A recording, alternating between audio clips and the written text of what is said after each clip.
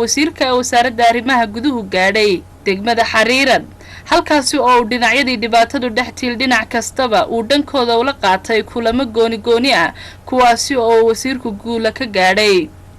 kadib guura iyo galab carrow dabadeed waxa wasiirku saaka kulan ballaaran kula qaatay xarunta maamulka gobolka madax dhaqameedkii muddada xidhnaa ee ooda laga qaaday isagoo wasiirku halkaasina ka soo jeediyay hadallo dardaarana nabadda sida kaliya ku hoojin karaya waxa weeye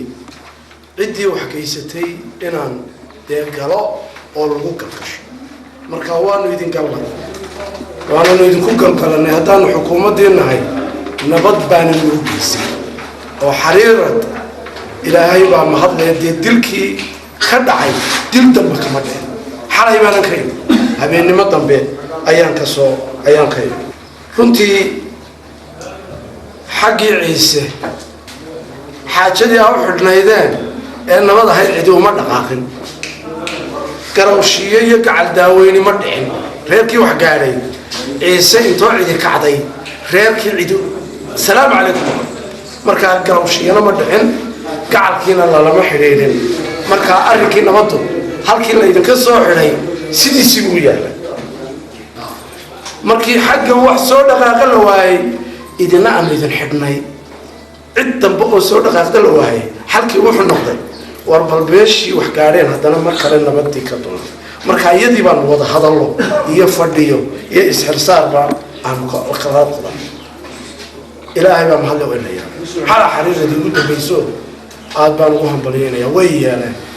dhinaca kale waxa isaguna madasha ka hadlay Caaqil Cali Cilmi Cawaale oo isagu kamid ahaa cuqaashi iyagu muddada dheer ku xidhnaa xabsiga dhexe ee magaalada Boorame talabaad waa si maadsan reer Boorame annaka aqaladeedii baa lagu xidhay jeer ku dhigay hatta jeer ku xidhay oo ku wanaagsan ma xidhay waxaan meel bakaheleen ya Boorame keenana daraartii lana soo qaadeen waxa la dib loo arki maayo ina reer ayagiiba qaban baa ka yaabay waa mahad sultaankii arintaa hortaagayba hortana mahad xalinta xaaladani waxay qaaday toobiyihii wasiirka wasaaradda arrimaha guduhu uu qaadsiiyay xalintii xaaladii hore ee gobolada dalka ka taagnaa ayaa la filayaa inay soo afjarto khilaafkii colaadihii u dhaxeeyay labada beelood ee